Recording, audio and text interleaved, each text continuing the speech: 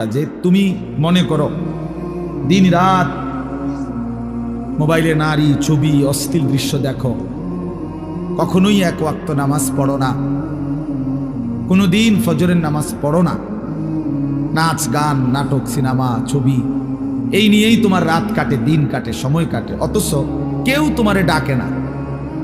তোমার মা, তোমার বাবা, তোমার গ্রামের কেউ কারো তোমারে নিয়ে কোনো মাথা ব্যথা নাই যে ছেলেটা যে আমাদের চোখের সামনে নষ্ট হয়ে যাচ্ছে, চরিত্রহীন হয়ে যাচ্ছে, ফেরাইবার জন্য কারো চেষ্টা নাই, কারো মানসিকতায় নাই।